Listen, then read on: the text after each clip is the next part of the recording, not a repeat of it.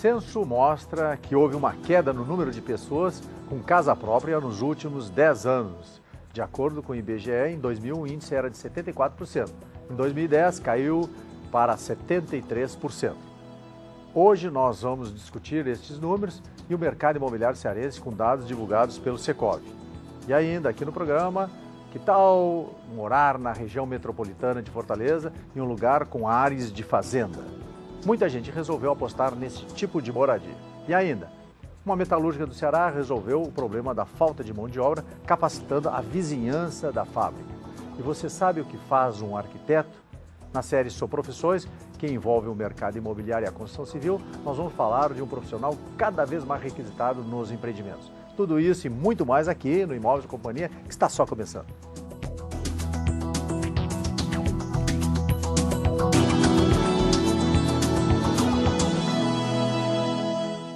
O Secov divulgou agora, no final de abril, os números do mercado imobiliário de 2010. Para falar sobre esse assunto, estou recebendo o presidente do Secov, que é o Sindicato das Imobiliárias e Condomínios no estado de Ceará, Sérgio Porto. Sérgio, nós temos alguma mudança nesse panorama, pelos dados que vocês levantaram? Em termos gerais, qual é a conclusão que esses dados nos leva a respeito do mercado imobiliário? Bom, Apolo, o crescimento que hoje ainda é espantoso, né, na faixa de 70% do mercado imobiliário, mas um crescimento consistente e constante, né? Nos últimos 4 anos a gente tem apurado isso e o mercado saiu de um volume total de 600 milhões de vendas para 2 bilhões e meio no ano passado. Quer dizer, no ano anterior tinha sido 600 milhões. Não, há 4 anos atrás. Há 4 anos atrás, né? Sim. Saímos em 4 anos de 600 milhões para 2 bilhões e meio. No ano passado, 2009, né? Estamos falando isso de 2010, foi 1 bilhão e 400. Então nós subimos 70% em apenas um ano, que é um crescimento maravilhoso, já visto que a própria economia vai crescer na faixa de 5%, 6% ao ano. Outro dia eu estava respondendo um questionário, uma entrevista para a revista do Sinduscom, e uma das perguntas é: o que vende mais hoje em Fortaleza? Na área, logicamente, de empreendimentos, o que é que vende mais? Pronto, alguns anos atrás seria o apartamento de 3 quartos, porque era o apartamento da família, do comportamento do mercado cearense, da adequação, inclusive, da saída de casas para apartamento. Hoje, e já há algum tempo, digo 2008, 2009, 2010, apartamento de 2 quartos, porque é o que está atendendo a família pequena, está atendendo ao solteiro, eventualmente, que depois vai comprar um imóvel maior, e também, eventualmente, ao separado, ao divorciado, que se acomoda numa nova habitação. Agora, com relação aos bairros, o que mostrou ano passado? Como é que foi a distribuição? Bom, especialmente no ano passado nós tivemos uma surpresa, né? Uma surpresa, ela vinha se configurando. Na verdade, nem é um bairro de Fortaleza, porque é da cidade próxima, a região metropolitana, que é Aquiraz. Mas é considerado um bairro, dado os investimentos imobiliários, que é o Porto das Dunas, né? Com a âncora forte do Beach Park e com o pensamento do fortalezense, do cearense, de uma maneira geral, na segunda residência. Com a ponte. Com a ponte. Com a perspectiva da ponte. Que ainda falta a ligação rodoviária, mas com a inauguração da ponte, com a duplicação da Maestro Lisboa. Então, tudo isso está mostrando que o Porto das Dunas pode ser um grande lugar para você ter a sua segunda residência, a terceira, se você for um europeu, se você for um estrangeiro de uma maneira geral, ou até a primeira, contando com esses investimentos de infraestrutura. Quer dizer que o Beach Park confirma uma previsão que nós já tínhamos no mercado imobiliário, de que poderia ser a nossa Barra da Tijuca, vamos dizer assim. Sim, é um bom exemplo, né? Do Rio de Janeiro, comparando com o Rio de Janeiro. Quem conhece o Rio de Janeiro sabe que a Barra da Tijuca, por muito tempo, permaneceu ali isolada, mas de repente pegou e seria a bola da vez, vamos dizer assim. Exatamente, né? Tinha um distanciamento da parte de túnel, né? Ali da Barra da Tijuca. O Beach Park, por conta da âncora realmente do parque aquático, porque nós teríamos a Sabiaguaba primeiro, né? Que agora está... Cofeco, em segundo lugar, de proximidade. Que a Sabiaguaba agora foi transformada também em parque, né? Então não pode construir, então vai ficar uma zona mais ambiental de proteção bacana. Ambiental. Agora, o Porto das Dunas, com uma dificuldade, né? Que não tem infraestrutura lá, né, Sérgio? Pois é, esse é o gap, né? Não só no Porto das Dunas, mas o Porto das Dunas carece bastante, saneamento. Né? E saneamento hoje não é mais só água e esgoto, o que se pensava antigamente. Por exemplo, saneamento hoje envolve drenagem pluvial, né? Que é importante, envolve coleta de lixo e reciclagem e aterro sanitário desse lixo. Então, essa parte de saneamento, hoje ela é muito mais envolvente, O Porto das Dunas carece disso, mas o governador já está lançando um grande programa com a CAGES de 440 milhões de saneamento. E a gente tem que avançar bastante. Eu digo, inclusive, o próximo passo da habitação não é mais nem a construção, que já está bem equacionada, é o saneamento. Tá. E aqui em Fortaleza, quais os bairros que se destacam? Bom, Fortaleza agora, com a chegada dos imóveis econômicos, principalmente... Programa Minha Casa Minha Vida. Mas não diria nem tanto Minha Casa Minha Vida, porque o Minha Casa Minha Vida está por acontecer no Ceará. Né? Nós estamos com por volta de 14 mil unidades de obras contratadas, que dá mais ou menos uns 500 e poucos milhões, né? 42 mil cada apartamento ou casa, mas principalmente os imóveis econômicos, que vão ali naquela faixa de 150 mil, que subiu agora, para até 42, que é onde entra o popular do Minha Casa Minha Vida, eles estão sendo, quer dizer, o boom do mercado, né? A grande atração do mercado. E com esse tipo de imóvel, nós, o mercado imobiliário correu para bairros que não eram os bairros mais caros, mais proeminentes de Fortaleza. Você pôde agora ter opções de lançamentos imobiliários perto da sua família, perto de onde seu pai, sua mãe, seus sogros moram. Então nós temos o espraiamento, de uma maneira geral, na cidade de Fortaleza. Não tem mais a concentração anterior da Aldeota ou do Meireles. E eu antes, sempre, e até nessa entrevista, as pessoas perguntavam assim, quais os bairros que estão mais valorizados? Hoje nós não podemos dizer isso, né? Assim com decisão. Porque hoje está muito procurado, muito valorizado na Maraponga, no Castelão, no Murumbim. Todos os bairros de Fortaleza estão bem, né, exatamente. valorizados. Como houve a possibilidade de você ter o financiamento imobiliário, e financiamento não só para a ponta, para o adquirente, mas também para a construção, você começa a viabilizar obras em bairros que o preço do metro quadrado é mais barato. Você não se concentra tanto. Quando você vendia só para a classe A e para a classe B, então você tinha que concentrar aonde eles queriam comprar, onde eles queriam morar e normalmente nos bairros mais caros. Quando você está vendendo também agora para a classe, vamos dizer, B-, para a classe C, que é uma classe emergente, você pode também escolher bairros alternativos, bairros, vamos dizer, periféricos desses que eram o mais explorado e atender uma camada maior da população. Agora, outro detalhe importante, Sérgio, é o seguinte, o seu escritório era ali no Meireles, você sabe, quando nós tínhamos um lançamento, por exemplo, aqui na Aldeota, na Grande Aldeota, Meireles, a gente tinha um público específico. Quando se lançava noutros lugares, e até no Cocó, mas eu digo assim, na Água Fria, Luciano Cavalcante e por ali, Guararapes e tal, esses lançamentos não influenciavam os lançamentos daqui, não tinha problema nenhum, não eram concorrentes, né? Hoje a gente viu isso, que qualquer lançamento que é vendido, que é lançado, influencia os demais. Porque hoje a gente vê, não sei se você confirma isso, uma mobilidade muito grande do comprador. Eu digo isso porque nós tivemos o lançamento do Aqua, uma nova torre lá ali no São Gabriel, ali em Messejana, e o Cláudio estava me mostrando o mapa dos compradores lá em Messejana. Então é apartamento dentro do programa Minha Casa Minha Vida, 130, 150 mil, assim vai. Então, compradores do Benfica, do Henrique Jorge, do Padre Andrade, de Fátima, da Aldeota, do Meireles, comprando lá em Messejana, ou seja, alguns investidores, outros para morar, outros estudantes, outros... Enfim, ou seja, hoje você lança em um bairro distante, vamos dizer, do Meireles aqui, e influencia todo o mercado imobiliário. Isso a gente já previa há alguns anos. O que é que acontece? Tem uma razoável saturação, não é? Tanto em termos de ocupação urbana, de adensamento, tanto em termos de mobilidade, ou seja, congestionamento, engarrafamento, e também em termos de preço do terreno e do próprio metro quadrado construído. Então, essas outras opções estão ficando viáveis. O fortalecense começa a descobrir que não é só a Beira-Mar que existe, não é só o Meireles por trás da Beira-Mar. E ele começa a descobrir também no momento que ele, para chegar em casa, leva 40 minutos. Exatamente, que é a qualidade de vida. Eu digo sempre, o binômio da qualidade de vida hoje é você morar perto do seu trabalho. O deslocamento ser pequeno para você manter alguns hábitos que o cearense tem, como almoçar em casa. Por exemplo, se o cara dá aula na Unifor, ou trabalha no fórum, ele não leva para chegar aqui na Beira-Mar, na Abolição, menos que 40 minutos em horários normais, né? Nem horários, mas horário ali de 11 horas para meio-dia, 1 hora até as 2 horas da tarde. E detalhe, depois das 5 horas, ele não leva menos de 40 minutos. Quer dizer, 40 minutos que ele poderia estar em casa, com os filhos, com a família, tranquilamente, né? Exatamente. É isso que você está falando. Então, essa opção de estar ali próximo, em Messejana, que é uma grande opção, ali no próprio bairro Guararapes, ali, entre o Washington Soares e Rogaciano Leite, é que está dando ao cliente a opção de ter mais empreendimentos espalhados por toda a cidade. E acaba sendo uma comparação de preço, né? Porque a pessoa faz a otimização entre o tempo e o custo, que lá é mais barato, prefere investir nessas novas zonas. Sérgio, agora nós vamos falar sobre o censo.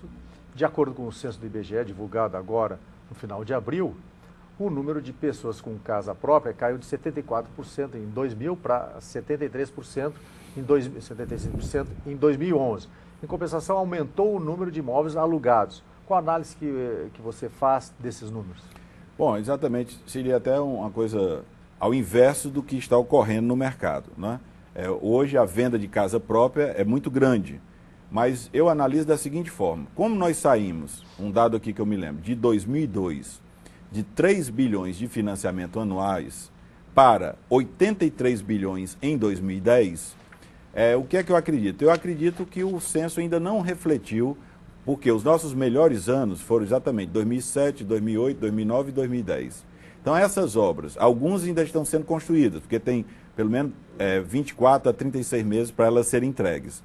Então o censo não captou. O que é que o censo captou? O que nós chamávamos a década perdida, ou seja, falta de habitação, aumento do déficit habitacional e uma opção praticamente obrigatória pelo aluguel, que é uma boa opção para as pessoas, né? Mas também tem uma boa parcela da população que tem o desejo de comprar a casa própria, de você ter a sua moradia. Então hoje o mercado está muito mais regulado. Eu acredito que no próximo censo, 2010 e 2020, nós vamos ver essa modificação desse extrato. Você esteve agora numa reunião em Santa Catarina, o que vocês trataram lá no Secov? Exatamente. Tivemos uma reunião da Federação Nacional do Secov, em Joinville, precisamente, uma cidade muito acolhedora. Até almoçamos lá com o prefeito, Carlito Mestre, que é do PT, foi deputado federal. Joinville tem uma característica, né? Tem uma renda e um orçamento da prefeitura muito grande. Incrível, né? Uma colonização, né, basicamente alemã, uma cidade industrial, com um orçamento de 1,5 bilhão, né? Fortaleza tem 3 bilhões de orçamento, e com a população de 700 mil pessoas, e Fortaleza com 2,5 milhões.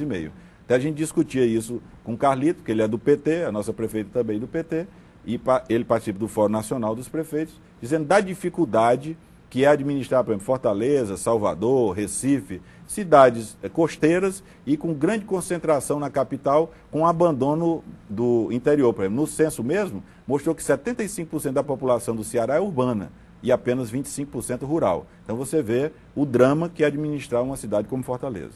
Agora, Sérgio, no que se refere, você é do Sindicato das Imobiliárias, que representa as imobiliárias do Estado do Ceará. A questão das vendas imobiliárias, as imobiliárias estão bem? Como é que está? Porque com essa mobilidade assim, da renda, né, esse acréscimo da renda, hoje as pessoas passaram a renda familiar passou a ser alguma coisa importante, né? Você até citava que hoje, pelo IBGE, né, a pessoa é considerada rica se tiver uma renda familiar acima de 5 mil, né? Qual a importância, qual o impacto dessa renda está tendo hoje no mercado imobiliário?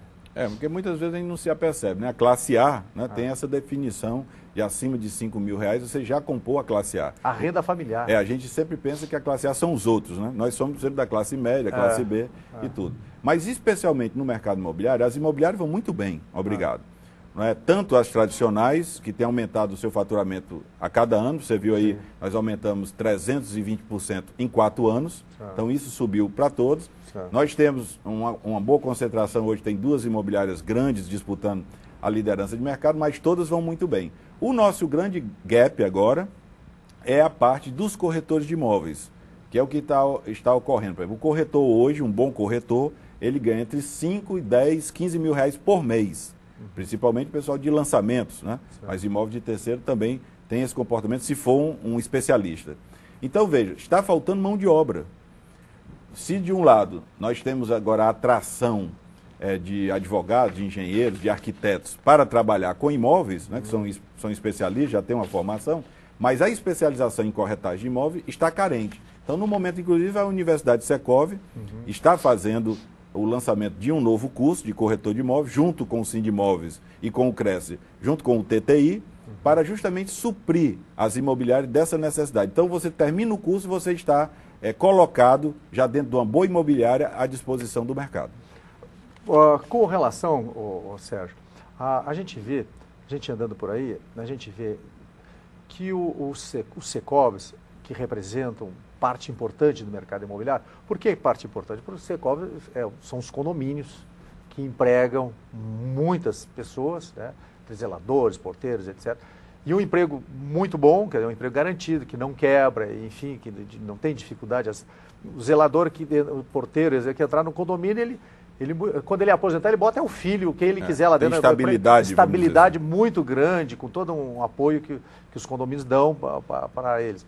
E as próprias imobiliárias, né? Então, eles representam uma parcela considerável de mão de obra e auxiliam no trabalho de cobrança da prefeitura, né? Porque o IPTU é cobrado pelas imobiliárias, então a prefeitura, os imóveis que estão sobre a administração de uma imobiliária, a prefeitura não cobra. Quem cobra é a imobiliária, que muitas vezes até garante aquilo lá para o proprietário. E a gente que anda e circula muito por esse Brasil afora, a gente vê o prestígio que o Secov tem junto às prefeituras, junto ao governo do estado, junto à prefeitura. E ele, nessas localidades, é um parceiro muito bom na condução das suas políticas habitacionais, fomentando com informações, com técnico, com estatística, que você tem lá, os SEMPs, etc, etc. Como é que é esse relacionamento aqui no estado do Ceará? O governo aproveita o Secov? Poderia ser melhor, né? Nós continuamos à disposição, nós temos alguns assentos importantes. Por exemplo, na própria CAGES que eu acabei de falar, nós estamos lá no Conselho de Consumidores, fomos convidados pelo presidente Jurandir Santiago. No governo do estado, literalmente na Secretaria da Cidade, somos conselheiros das cidades, embora o conselho tenha sido criado ano passado, ainda recentemente criado. Na prefeitura, temos assento no núcleo gestor do plano diretor urbano, né? E temos também assento na comissão que avalia a planta genérica de valores para fins de IPTU. Então, a gente tem procurado ocupar esses espaços, mas poderia realmente ser melhor utilizado se fossem também melhor ouvidos, porque esses fóruns são grandes e nem sempre as nossas ideias, nossas propostas são ouvidas. Você tocou num ponto muito importante. São 250 mil condomínios no Brasil, dados atualizados, e 1,5 milhão de empregos nesses condomínios. E são 57 mil empresas, entre incorporadoras, imobiliárias, administradoras, locadoras, administrador de condomínio e por aí vai. Também com 1,5 milhão de empregos. Então, nós representamos 3 milhões, né, de mão de obra qualificada, empregada, e nos condomínios com uma grande estabilidade, como você ressaltou. O porteiro, ele praticamente é da família do condomínio, né? Ele se junta e fica realmente estável, a não ser que cometa algum erro crasso, que seja até por justa causa, a tendência é que ele fique 10, 20, 30 anos no condomínio. Para finalizar, Sérgio, você falou os incorporadores. Os incorporadores também fazem parte do Secov? Exatamente. Às vezes, é uma dúvida das pessoas, né? Às vezes não se percebe, a parte de incorporação é justamente a parte capitalista que faz o investimento da construção. Então, o incorporador é comércio, e como está no Secov. Normalmente aqui no Ceará, as incorporadoras também são construtoras. Sim. Aí há essa confusão. Se fala muito em construtora e esquece a incorporação. Construção é indústria. Indústria da construção civil.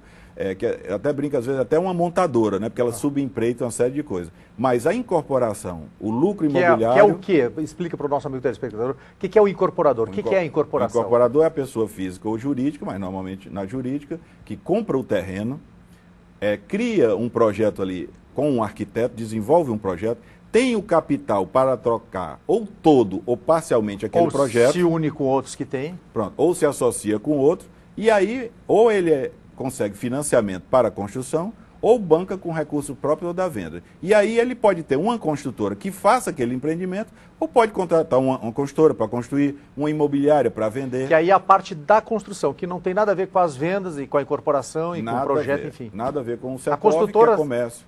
A construtora simplesmente segue aquela orientação daquele projeto que o incorporador fez. Exatamente. Eu estou falando isso só para o amigo telespectador entender um pouquinho desse linguajar da incorporação e construtora, enfim. Sérgio, muito obrigado pela sua participação, sucesso e parabéns pelo lançamento aí desses novos dados do mercado imobiliário. Eu que agradeço, Apolo, estamos à sua disposição. E no próximo bloco, a opção de quem resolveu investir em imóveis em Cascavel. Imóveis e Companhia volta em 1 minuto.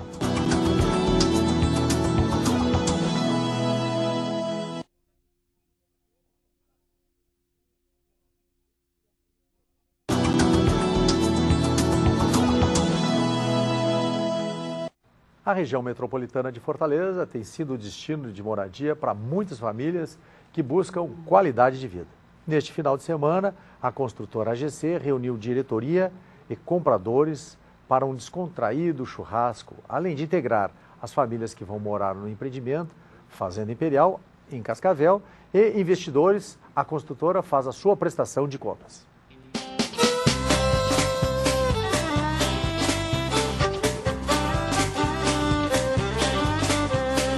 É aqui em Cascavel que muitas famílias decidiram se refugiar e fugir da rotina. A gente quer fazer a nossa parte, a gente quer fazer o nosso lado social. Aqueles melhores que se destacarem dentro dos nossos cursos, a gente absorve a mão de obra, porque a gente tem essa deficiência muito grande. E o restante a gente deixa para o mercado e a pessoa aprende aquela profissão e vai para o mercado para trabalhar e qualificar cada vez mais o nosso setor, que é isso que a gente está precisando. Sampaio, no setor imobiliário, setor da construção civil, a gente vê que está faltando mão de obra, tá? Materiais, a demanda é muito grande, a gente sabe, cimento, ferro, enfim, demanda muito grande. Agora você trabalha num setor importante, que é o setor de esquadrias, de alumínio, enfim. Como é que está a demanda para esse seu setor? Não fica longe, não. Está da mesma forma, a gente tem a dificuldade em conseguir a matéria-prima para a fabricação das esquadrias. Essa mesma dificuldade está acontecendo em toda a construção civil. Hoje você atende pedido, vamos dizer, o cara chegar para um prédio, vamos dizer, você atende em quanto tempo esse pedido dele? Você vê, rapaz, vou entrar na fase da esquadria daqui a 15 dias. Eu sei que isso não acontece, mas daqui a 15 dias eu quero tantos metros quadrados, aí, tantos perfis, enfim. Você atende em 15 dias? Não tem condição. Não tem condição. Hoje graças à consciência de vários empresários do ramo da construção civil, hoje já existe aquele planejamento da obra. Então isso acontece um ano antes deles precisarem das esquadrias de alumínio. Um ano de 6 meses já começa as negociações, a gente já começa a sentar na mesa com eles e a gente já começa a negociar exatamente por causa desse PUM da construção civil. Essa elasticidade de prazo de todas as matérias-primas, e isso faz com que a gente vá se antecipando e vá se planejando para que não ocorra esses pedidos imediatistas. Vocês chegam a atender também outras regiões ou outros municípios? Nós estamos trabalhando no estado do Ceará, nós estamos entrando no Rio Grande do Norte, lá em Natal, vamos entrar agora em Maranhão e em Recife. Nós estamos aí com os projetos, nós estamos participando dessas concorrências e que positivamente nós já estamos no Rio Grande do Norte e no Maranhão. A sua expectativa é que o mercado continue assim? Quanto tempo? A expectativa está grande, viu? Acredito que até depois da Copa a gente tenha sempre esse aquecimento na indústria da construção e que a gente fortaleça cada vez mais os nossos colaboradores e faça a nossa parte. Não adianta a gente só querer cobrar, pedir, exigir, se a gente também não agregar, se a gente não fizer a nossa parte em torno da capacitação. Criamos a nossa sala de treinamento dentro da própria fábrica, por isso que a gente chama de indústria do conhecimento. Trouxemos um instrutor lá de São Paulo, que é o próprio instrutor do Senai de lá, de Tatuapé, para poder dar esse curso inaugural na nossa sala de treinamento, que inclusive ele também é instrutor da AFEAL, da associação, e isso cada vez mais fortalece o setor da gente e dá credibilidade ao produto que a gente está fabricando. Porque as pessoas muitas vezes não sabem, porque quando a construtora faz um pedido, vamos dizer, para as esquadrias de um determinado prédio, é uma coisa bacana, né? Você poderia até falar um pouquinho melhor, a construtora manda um projeto. E a gente pensa que a esquadria é daquela maneira antiga que a gente passa numa empresa, né, de fazendo aquelas janelas artesanais, corta, mede e tal. é tudo, né? Aquilo ali é tudo vem no computador, através de projeto. Quer dizer, vocês praticamente não mexem em nada, né? É tudo micrometricamente, se pudesse falar, né? Ajustado.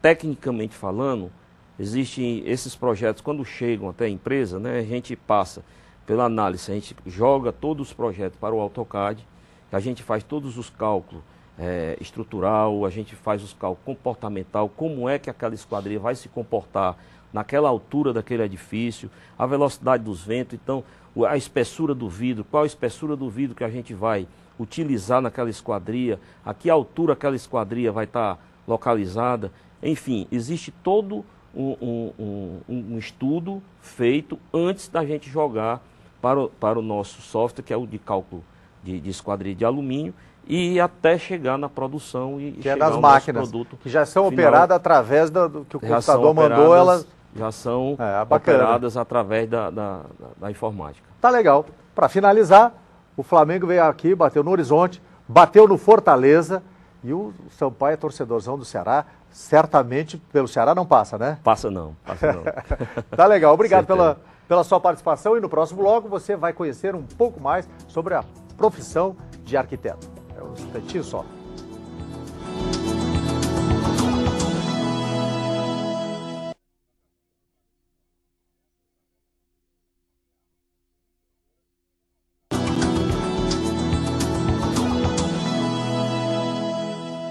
E o que faz o arquiteto? A partir desta semana, Imóveis e Companhia vai mostrar a realidade dos profissionais que fazem parte do mercado imobiliário e da construção civil. Hoje você vai saber qual o papel do arquiteto. A reportagem é de Camila Lima. Para começar essa nossa série de reportagem, vamos mostrar um profissional, o profissional arquiteto.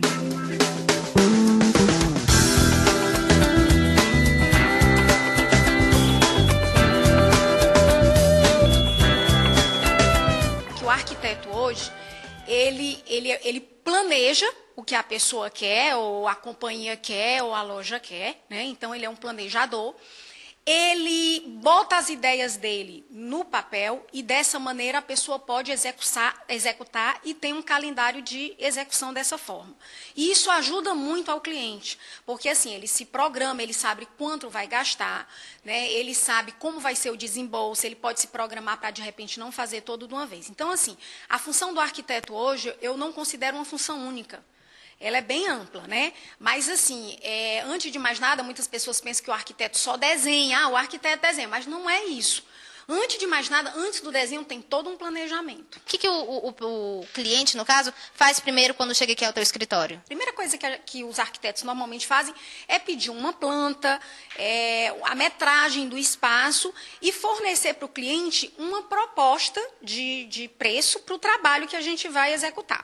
Proposta aprovada, a gente senta, conversa com o cliente para saber o estilo, que cores ele gosta, como ele gosta, qual é a rotina dele, como as coisas vão funcionar, o que é que ele quer, o que é que ele almeja com aquela distribuição.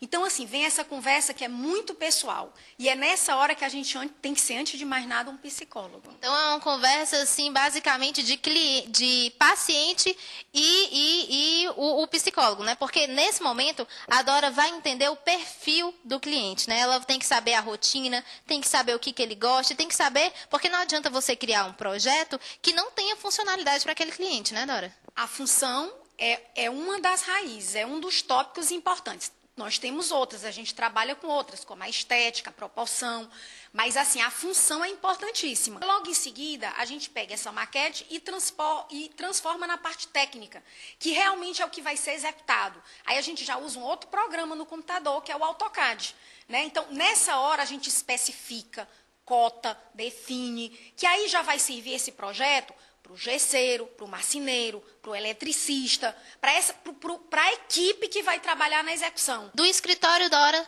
você toca direto para a obra, você também acompanha a obra, é isso? Claro, isso é importante não só para o cliente, para dar uma segurança para ele, mas para a gente também, para ter certeza de que tudo vai sair como a gente planejou. Então, gente, a gente acabou de chegar aqui numa obra que é um apartamento que já estava pronto, já estava construído, e o cliente da Dora contratou os serviços dela para estar dando, digamos assim, uma repaginada aqui no apartamento. Como que é essa intervenção do arquiteto numa obra já pronta? É uma coisa que está muito em voga, que eu acho que todos já ouviram falar, que se chama personalização. Hoje em dia as construtoras elas estão oferecendo a personalização, inclusive, de plantas. Tem muitas que oferecem, às vezes, 2, 3 possibilidades de planta, porque cada cliente tem uma vida diferente, tem quantidade de pessoas na família diferente. Então, isso chama-se personalização. Aqui foi feito o seguinte, o cliente não queria trocar o piso de todo o apartamento. Então, foi trocado o piso de algumas áreas mais nobres, como o hall social, o lavabo, os banheiros, que hoje em dia o banheiro é uma área muito importante. Então, assim, foi trocado o piso de alguns espaços, foram trocado o local de algumas paredes. Então, nisso, possibilitou uma funcionalidade melhor para o cliente. Por exemplo, essa porta aqui, né, Dora? Ela não era aqui, ela era aqui. E foi trocada de local, ela veio para cá. Por quê? Porque devido ao layout que foi feito para o estar íntimo, ela ia brigar com o espaço que eu tinha projetado. O banheiro do casal, nesse estilo, que é padrão da construtora, que foi usado em todos os apartamentos, como se diz, é o padrão de todo mundo que comprou receberia dessa forma, né? Se não alterou num período de obra da construtora, recebeu dessa forma, e a gente pôde intervir depois disso, colando sobre a cerâmica a pastilha de vidro. Já ficou a dica aí para você de casa, que se você quer dar a sua cara ao seu apartamento que você já mora há anos, quer dar aquela repaginada, contrate os serviços de uma arquiteta, que você entendeu qual é a função definitiva dela. E também uma outra curiosidade, além de arquiteto, além de ela arquitetar tudo isso aqui, a Dora também decora o local, não é isso, Dora? Isso, exatamente, é a parte da finalização.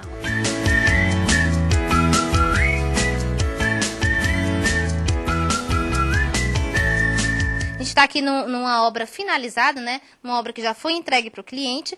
E, Dora, o que foi que tu pensou para essa obra aqui? Como foi aquele perfil psicológico do cliente e como é que foi pensado esse apartamento? Não, aqui você já está vendo a finalização de tudo que a gente conversou. Então, assim, você está vendo no local objetos de decoração, cortina, tapete, os revestimentos prontos, né, arranjos, porta-retratos. Então, é a parte da finalização que a gente chama assim de decoração. Aqui você tem a oportunidade de ver.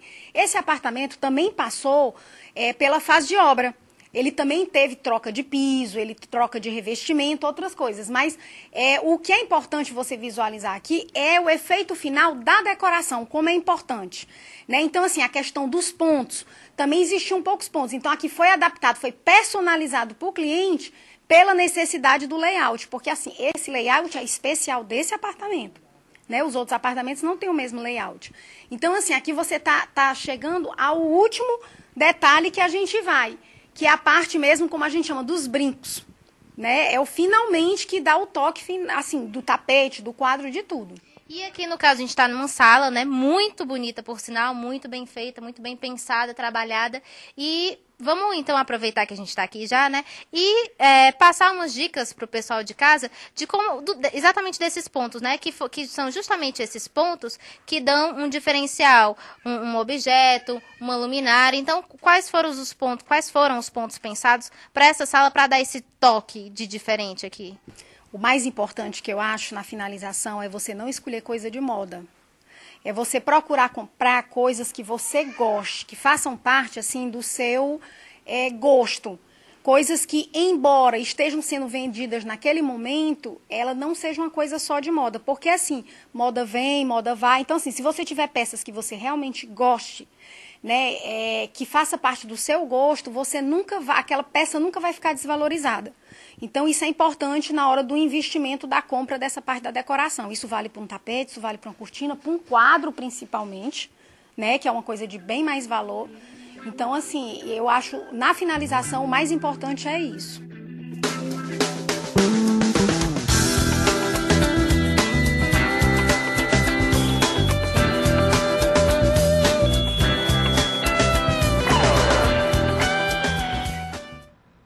Bacana essa reportagem da jornalista Camila Lima. E no próximo bloco você vai conhecer um empreendimento na área mais nobre de Fortaleza. O Imóveis Companhia volta já já.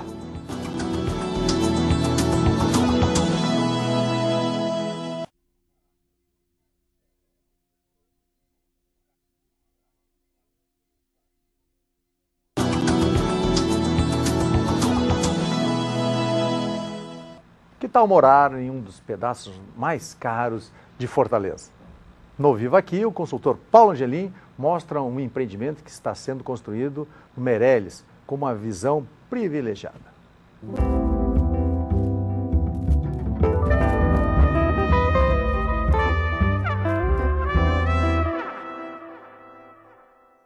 Bem-vindo ao quadro Viva Aqui. Nós estamos em pleno calçadão da Beira-Mar para conhecer um empreendimento especial da construtora Moura do B.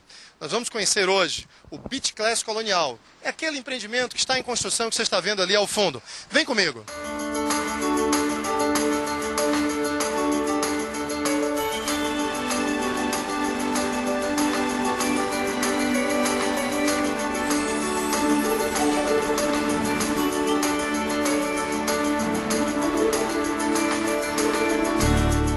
Bem, nós estamos aqui no Beach Class Colonial, na construtora Moura do B. Nós estamos com o Fernando Bezerra, gerente comercial da Moura do B. Nós vamos conversar sobre esse produto. Mas antes de conversar, para você compreender, entender, conhecer melhor esse empreendimento, que é um empreendimento de sucesso, gente, não dá para não mostrar, não dá para a gente ficar aqui privando vocês dessa perspectiva maravilhosa. Vamos lá, mostra essa perspectiva aqui. Olha que maravilha que é a vista desse empreendimento, de um dos apartamentos que aqui nós estamos na obra agora, exatamente para mostrar para você o que o morador, o que o comprador daqui, o que o usuário desse apartamento vai poder usufruir. Fernando, vamos conversar então sobre o Beach Class, vamos falar primeiro sobre localização, tá? Explica aí um pouquinho para quem está nos assistindo os diferenciais dessa localização, onde nós estamos. Estamos aqui na Barão de Aracati, tá? A 40 metros do mar, vocês acabaram de ver. Próximo ao aterro da Praia de Iracema, né? Vamos falar sobre as grandes vantagens, o que tem nessa região aqui e que pode ser uma grande vantagem não só para o morador daqui, mas para alguém que de repente, digamos que alguém aí compre esse apartamento para alugar. Quem vem aqui e loca um apartamento desse, o que ele vai encontrar nessa região? Bom, logicamente a proximidade da praia, né? Todos os outros tipos de equipamentos, bons restaurantes, a parte de comércio completa, farmácias, padarias, enfim, você tem tudo perto do empreendimento. A região está em franca valorização, a gente está no Meireles, o maior preço por metro quadrado da região. Por falar em preço por metro quadrado, a gente deve normalmente apresentar primeiro o produto, depois fala de preço, mas nesse caso aqui, vamos começar por ele. Como é que está o preço? Vamos lá, acredito que nós estejamos aqui nesse empreendimento com o menor preço de metro quadrado da região, tá? Aqui a gente está na faixa de R$ 4.500 o metro quadrado. Isso não existe realmente. Com 30% até a entrega. 30% até a entrega. Quando é que é a entrega desse empreendimento? A previsão agora para o final do ano, entre novembro e dezembro, a gente está entregando.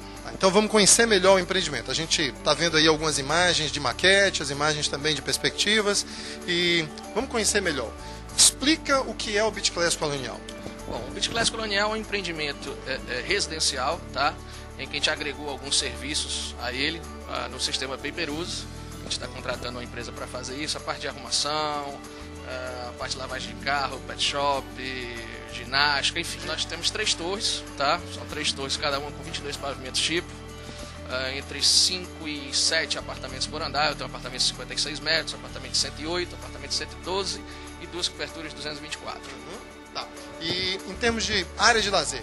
Aqui nós vamos ter a maior piscina em apartamentos residenciais de Fortaleza. São 320 metros quadrados de piscina, né? Um espelho d'água maravilhoso, com cascata, sauna seca e sauna molhada, enfim, campo, quadra, a parte de fitness, brinquedoteca. Nós dividimos as 3 torres em equipamentos diferentes. Vamos falar agora sobre o seguinte. A gente já sabe que é bom morar aqui, vale a pena morar aqui. Mas é bom também investir aqui, na sua opinião, por que alguém deve investir no Beach Class Colonial? Fortaleza ainda é muito carente com apartamentos para alocação, né? Então nós temos apartamentos aqui de 56 metros que se encaixam dentro desse perfil. Então eu acho que é a hora de comprar. O metro quadrado está muito convidativo e o retorno de investimento, o retorno de locação desse tipo de unidade vai ser muito satisfatório para os investidores. Eu concordo com você. Pensa comigo. Quem vem a Fortaleza e vem de fora quer ficar perto do mar, quer ficar perto da praia, isso é inegável. E se encontra uma vista dessa, encontra uma localização como essa que você está vendo aí agora, com certeza isso vai fazer muita diferença. Então eu concordo com você, Fernando, é uma grande oportunidade de investimento. Se você pensa em ter uma renda de locação por temporada, falta esse tipo de produto, existe carência sim no nosso mercado de boas unidades, principalmente unidade como um equipamento, dentro de um equipamento como esse, que tem uma área de lazer, mas vez por outra a gente encontra apartamentos, mas apartamentos em prédios antigos, em prédios pequenos. Esse aqui vai fazer toda a diferença, sem sombra de dúvida. Nós temos 2 suítes, né? Uma cozinha boa, uma sala boa, uma varanda que nesse tipo de empreendimento eu não conheço, tá? Aqui nós temos quase 12 metros quadrados de varanda, quer dizer, até num apartamento de 120 metros a gente tem dificuldade de encontrar uma varanda tão boa, tá? Então isso é um ponto muito positivo do empreendimento. Perfeito. Parabéns, Fernando. Para você que está nos assistindo, mais uma grande oportunidade da construtora Moura do B, Beach Class Colonial, aqui pertinho, na Praia do Meireles, né, olhando para o aterro. Mais um empreendimento vivo aqui.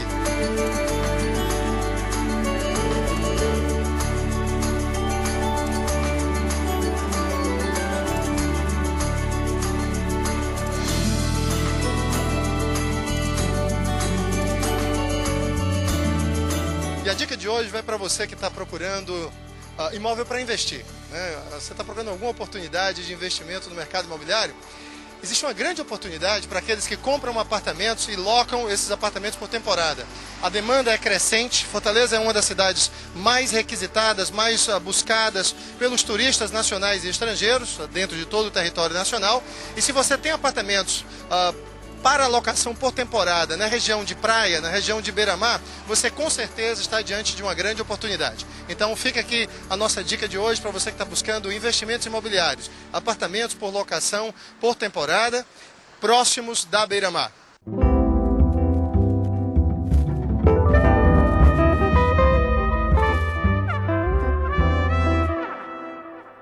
O Paulo Angelini sempre trazendo uma boa dica para você, amigo telespectador. Imóveis e Companhia fica por aqui. A gente se encontra na próxima semana. Agora você continua com a super programação da TV O Povo. E até o próximo programa. Se Deus quiser. Até lá.